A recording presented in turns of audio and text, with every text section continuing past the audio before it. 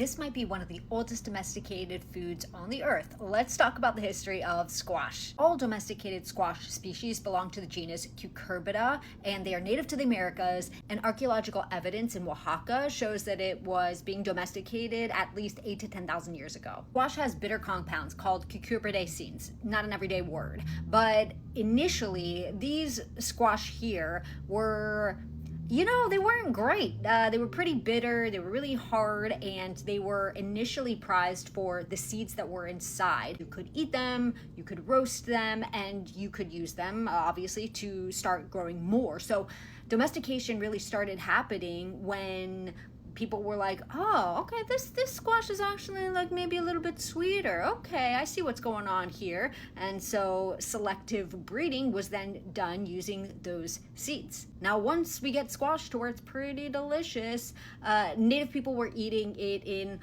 all different ways, but it didn't just stop there, because you could use for certain gourds the outer part here, such as bowls and different vessels. It could be used hollowed out and dry. Now, in different indigenous nations, one including the Haudenosaunee, there was an agricultural system created called the Three Sisters, and it's not the Supremes or Destiny's Child circa 2001. This was a growing strategy, if you will, where friends grew together in beneficial ways. So the three friends here, or three sisters, were squash, corn, and beans. So the corn growing up gave structure for the beans to grow up.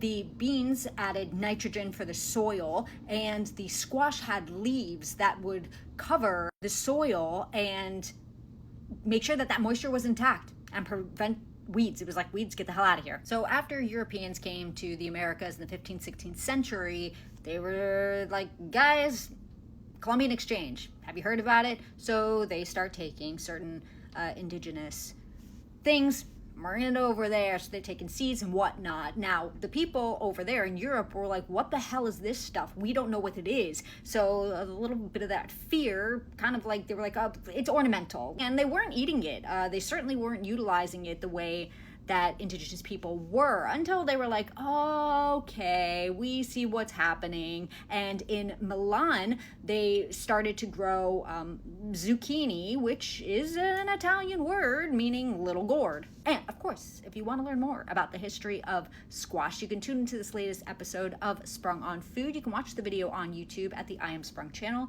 or you can listen as a podcast wherever you get your podcast. Just search for Sprung on Food.